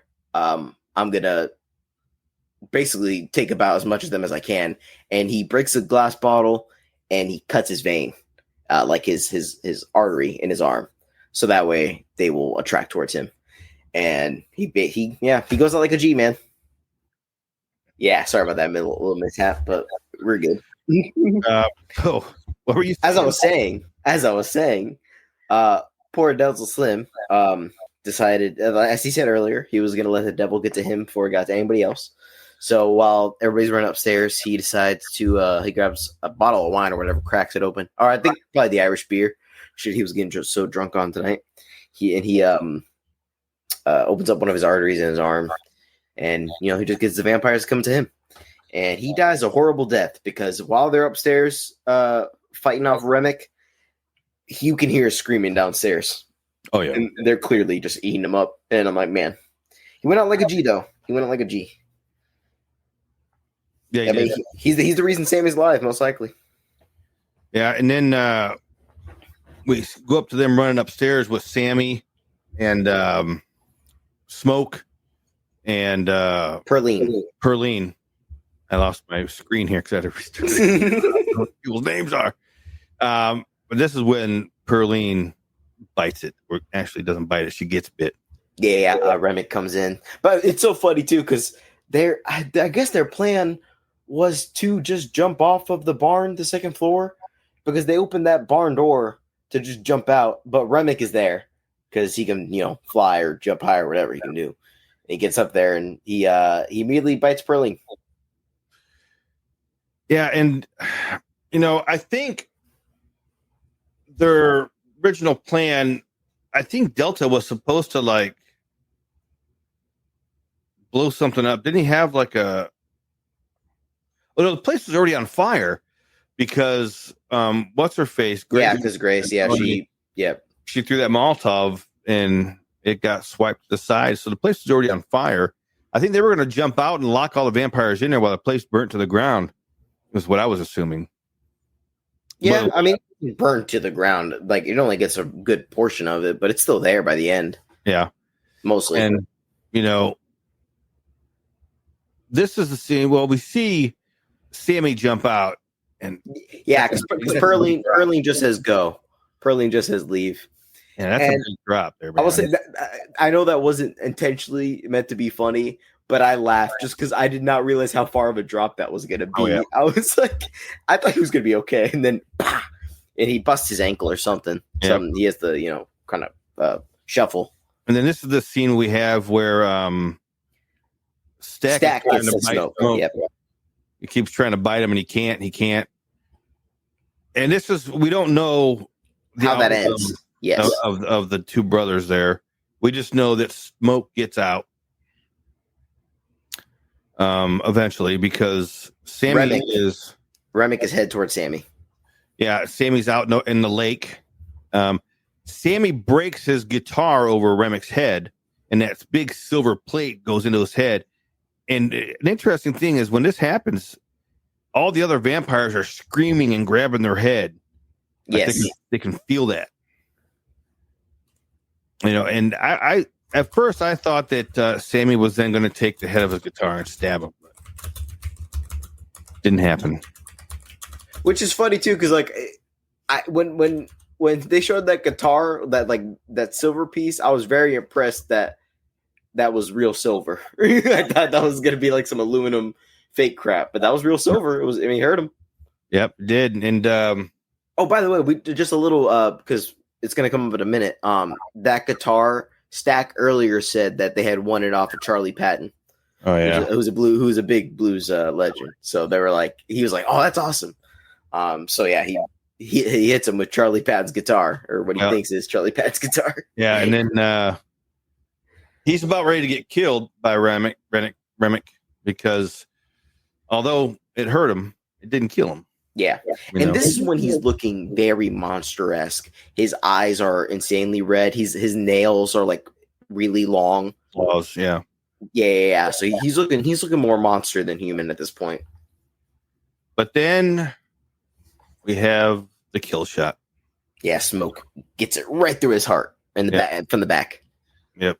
And everybody else also feels that. They're all on the ground screaming, freaking out. And of course, Smoke is holding Sammy up in the water, and right at that moment, the sun starts to rise. Yep, sun starts to rise, and everybody, all the vampires there that were outside, burnt up, catch flame. Now, I gotta say, I know that this was at this point in the movie, they're kind of like, well, we got to get this shit done. But it was kind of a cheap way to kill everybody real quick. Yeah, real fast. Yeah, I get it. But it's also one of those things too where it's I do wonder because they all obviously immediately burn, but is it even worsened by the fact that he's also feeling the pain, that they feel even more pain than they already would have? Because they're also feeling the pain from the silver in the head, the stake. Like, they're feeling all that plus burning. Yeah, they're gonna feel more. Yeah. So Think about it. they're definitely all dead. And it's a really cool effect. Whenever Remick is burning, like they're all on the ground, just burnt corpses. And his specific effect, he turns into like a fiery. Well, first he turns to ash, but then the ash goes into like a fiery tornado that just goes into the air. It's like, Jesus, that's insane. It was a pretty cool ending to Remick. Yeah. And he clearly got that because he was like the alpha. He was the red-eyed alpha. Like, that's why his death was special. And then this is where, Smoke is like, here's the keys. Get the fuck out of here. Yeah, take the car. Which just another earlier thing, whenever him and Stack were driving, he does say to Stack, can I drive? And he's like, on the way back. And so he does drive on the way back, but he's alone this time. Yeah. And that is when we see the part here at the beginning of the movie where Sammy gets to the church and he walks to his dad's church. Yeah. Right there. And then we go back to see what good old Smoke's up to. Because earlier they had made mention of the box or something. Like, he didn't bring the box in? Like, yeah. So we forgot because he is preparing, because Remick, when he was talking about wanting Sammy, he tells him, this place you guys bought was owned by KKK members, and they plan on coming back after tonight to come and get y'all. Yeah. And they found that out because the one of the guys they got was a KKK member. He was part of that crew. So that's when he's like, oh, they're coming here, and so he's preparing, and he opens up that case, and you see the Tommy gun, and you see that. At first, no, we don't see the Tommy gun first. He pulls out a Barrett automatic rifle. That's what it is. Okay, it's the rifle first that we see. Okay. He pulls out the bar, and I'm like, oh man, hearing those things shoot. Oh man, but he we don't see it, but he does plant. The Tommy gun does come in later. Yeah, he plants it. Again, you could tell this man has gone to war, because it's not like he holds up in the house. He holds up out of line of fire, like towards them, but towards the tree line, so they wouldn't be able to see him at all. And he's just hiding there with the rifle, waiting for them to get there, pull up. Yep. And they do. Hog Dick, or whatever his name is, with the rest of his Ku Klux friends pull up. Yep, and we hear that Barrett automatic rifle start going off, and people start falling, bodies start dropping, and this Smoke rushes forward, and he pulls up. He had buried some other guns because the bar has used up all the ammo. Yeah. All right, so he pulls up this buried cache of a Tommy gun. Yes, and that's he just go, dude. I love that, because you don't see, again, like you said, you don't see the Tommy gun at first, and then when he pulls that out, I'm like, that's awesome. He for sure stole that from Al Capone. He had the at first it has a 100-round drum on it. Yeah, and then he gets the other like thinner magazine. And he puts it in there. Yeah, he goes through that 100 rounds real quick. And all that's left is would you call them hog nuts? Hog ass, yeah. Well, right before too, there's a truck driving away. They're trying to get away, and he grabs a grenade, he throws it in there, right in the window. And because that, though, while they're driving away and before it blows up, he does get a shot in his abdomen or somewhere like his stomach. So he is shot. Thankfully, it's clean through, but he's still bleeding through. Not thankfully, because it does kill him. Yeah. But this is where Hogwood is busted up, shot up. He's laying on the ground begging for his life, pretty much. Which I love too, because earlier, before he sets out on this killing spree, he is trying to roll his own cigarette, and you see he can't, which is so funny because his name is Smoke. He's the one named Smoke, and he can't roll a cigarette. Yeah, that was his brother's job. That's what he did for him, and he can't anymore. But Hogwood does have cigarettes. Gives him a pack. And then Smoke sits back and he starts smoking, And he looks over to his side and he sees Annie and his child. Yeah. So he knows he's dying. He's like, well, and which Annie says, you want to hold him? No, put out that cigarette. But put out that cigarette and I'll let you hold him. I don't want him smelling like smoke or something like that. I don't want that smoke to get on him. And I love that line because in my reading, I was like, she doesn't want him to end up like you, like how you are now as Smoke. Not the Moore brother, the person I fell in love with, the criminal Smoke. I don't want that smoke to get on him. And then, he just shoots the hell. No, because he's going to get his baby and he starts begging for his life and he's like, that was the worst time to start talking, man. He was about to go to hold his baby and he just rips right through him. He's the rest of the ammo on him. He's dead. And he picks up his baby, and we make the assumption here. Yeah, that he dies. Presumption, because he's actually holding his baby that he's dead as well. Yeah, sucks, but at least he's together with his family. Yep, and that's the end of the movie, or so we thought.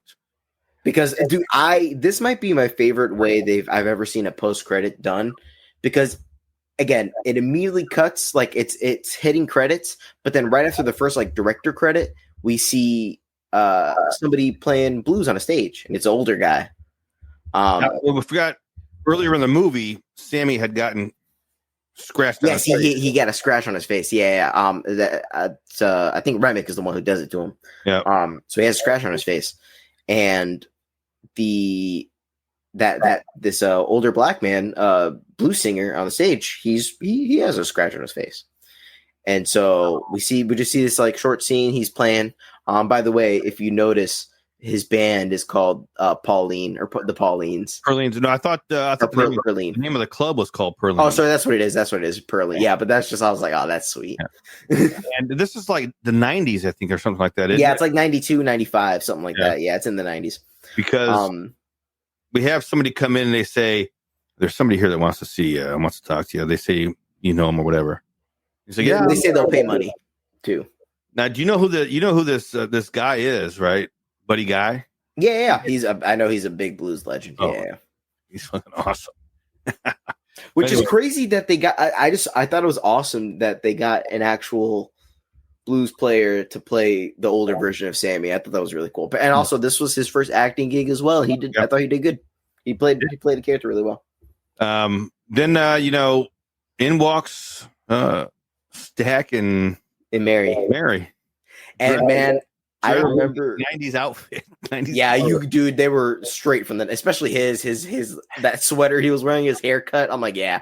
I was like, oh my gosh. I remember he's got the golden rings that say Stack. I love that so much. I'm like, dude, this is so 90s. But and dude, I loved it because immediately I was so worried. I was like, oh no, please, man. He went through all of that. But we find out that Stack was actually Smoke made him promise that he wouldn't go after I'll let you live if you promise never to go after him. You let him live out his natural life.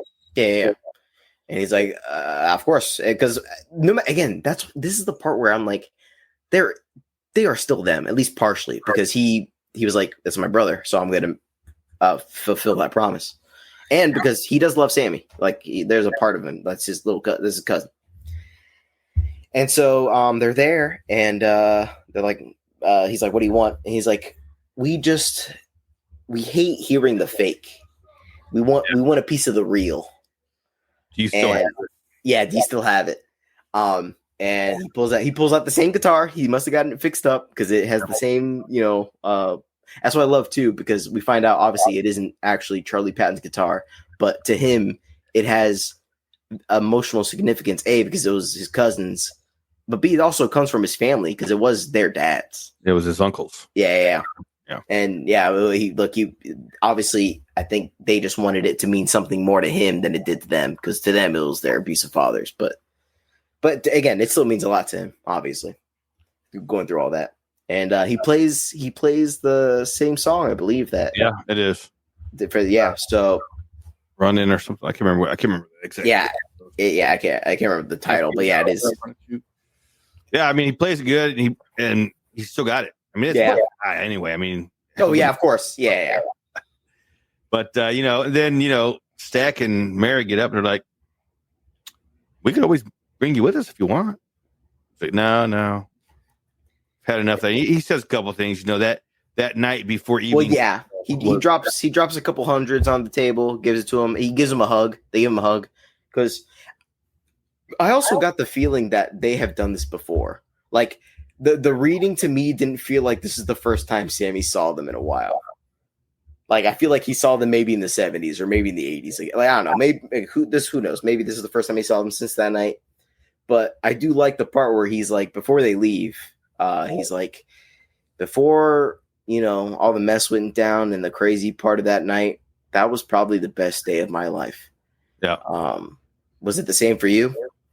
And he's like, yeah, it was the last time I saw my brother. Yep. Last time I felt the sunshine on my skin. And just for a little bit, just for a small amount of time, we were free. We were free. Yeah. And therein lies the theme of the movie. Mm-hmm. Freedom.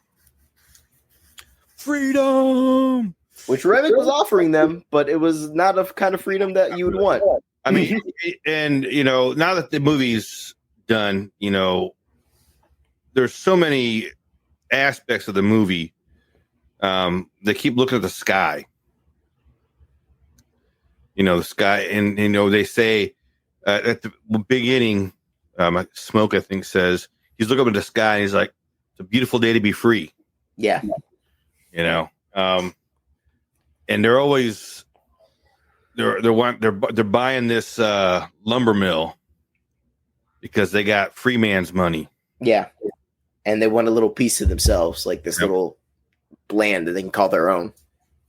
Yeah. So the overarching theme that I see is concept of freedom. Yeah. And that's also what's interesting too, because again, Remick, in his idea, he's also offering a form of freedom, but a freedom of escape of death, a freedom of everything, a freedom of consciousness, like together. But that's what's also like, it is freedom in his ideal, but it also isn't, because when you become him, you are more him than, I feel like, yourself. You're more of everyone else. Yeah, you're more of everybody. It's than you are of yourself. Yeah, which that doesn't feel like freedom. There's no singular person in that. There's no I. There's no self.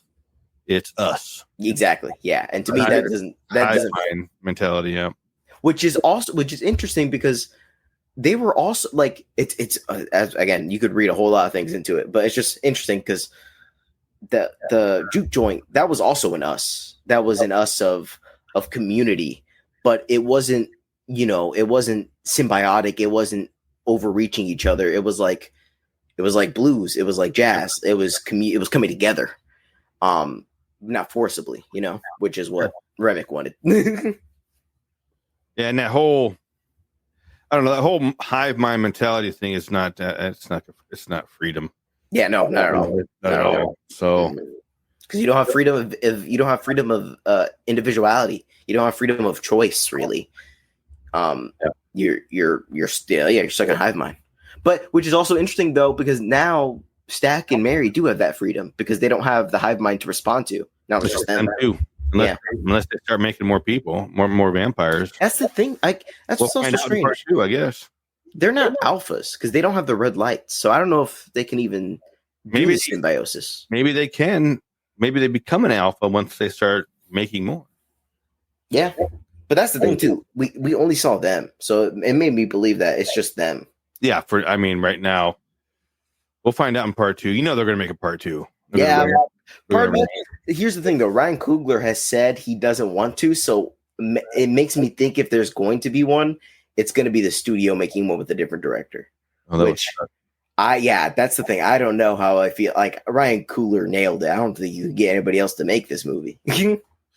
I mean, it'd be easy enough to make. I mean, just a different era, instead of the 23 or 32. Oh, for sure, yeah. It's up to the 60s or something like that. It'd be easy enough to do. I definitely don't think we need to follow the same characters if they do make a sequel. I think it would just be interesting, a new setting. No, I think it'd be interesting to see how Smoke and Mary or Stack and Mary are getting along. That too, I guess that would be cool. But maybe not the center, not the yes. It would be cool to see them come in the story, see how they're going. But I would like to see a whole new vampire set come in. Yeah, but if Coogler's not going to be involved with it, and if the Warner Brothers is going to put one out, I don't director. Yeah, I don't want it either. We know how that's going to be. Yeah. We understand when it's studio interference. We've seen how movies come out. Yeah, but that's it. That's Sinners from 2025. It was this year. Yeah, 2025. That's right. Oh, I'm fucking losing my mind. This is definitely my movie of the year so far. I loved it. It's got everything, honestly, I could like in a movie. It's got great action. It's a horror movie. It's got very interesting period piece. Great actors, great music. There's nothing, honestly, there's nothing I can complain about. There's to me, when I watch it, I don't have a single complaint. There's nothing I could complain about personally.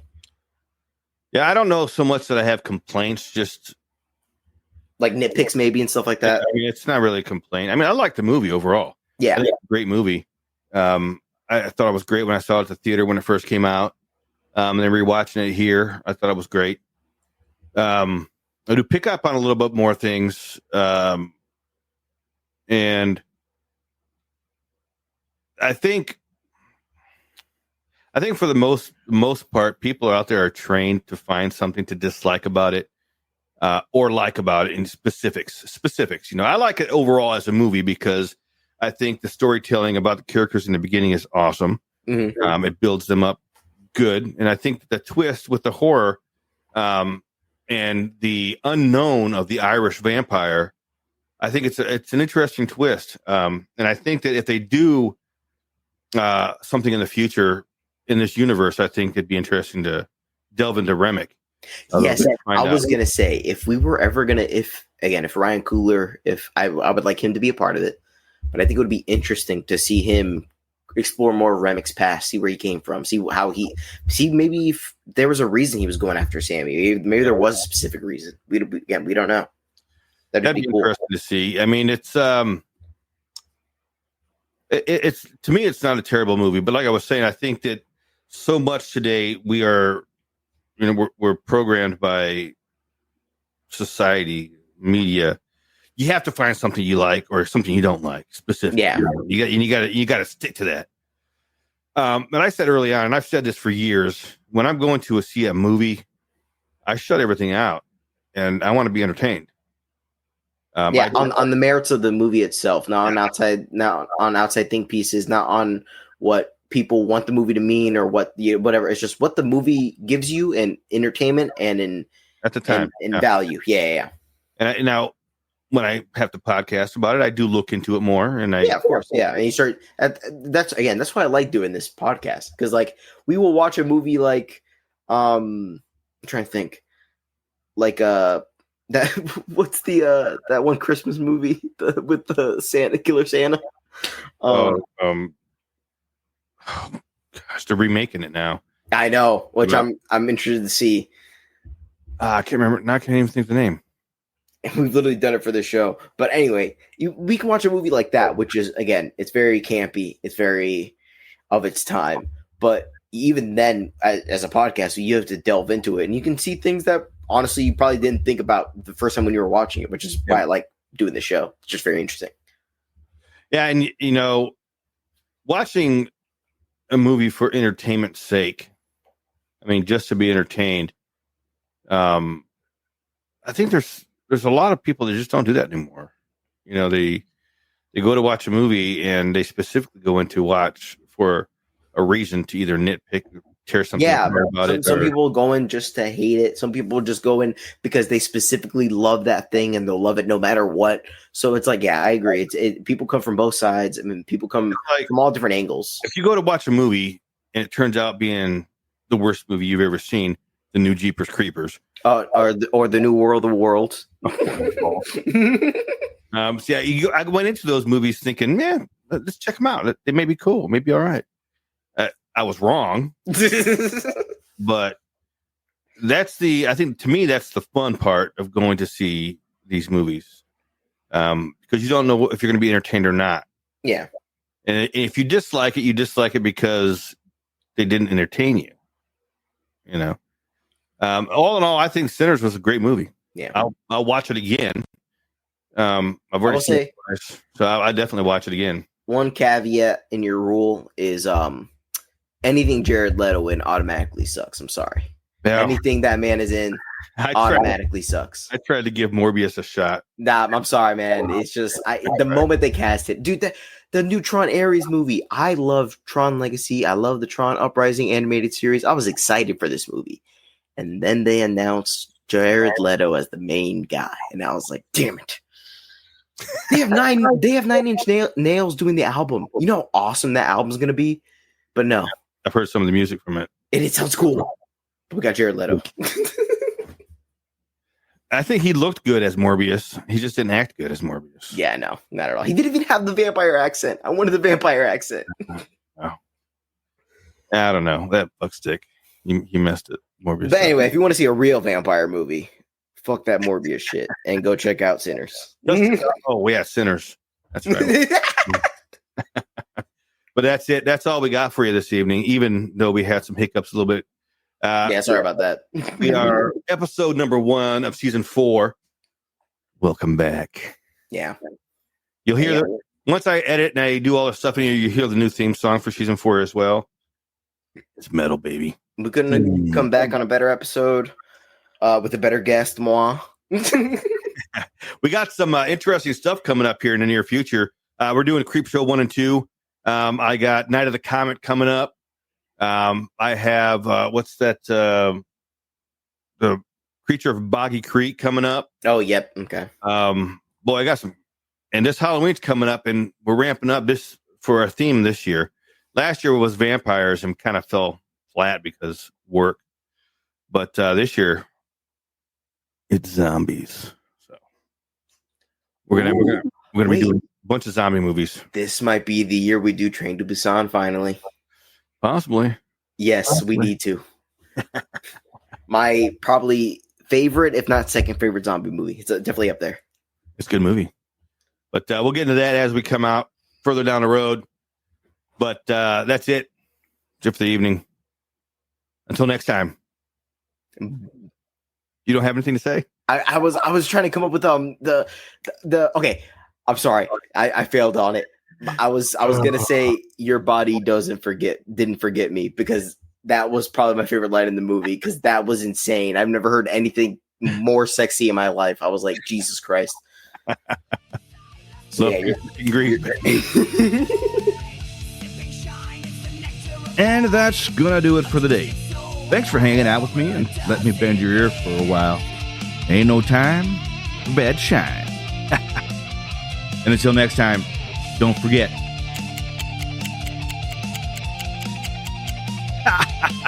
You're wrong.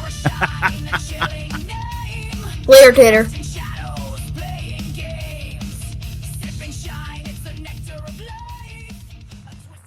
This concludes our broadcast day. Good night, and God bless America.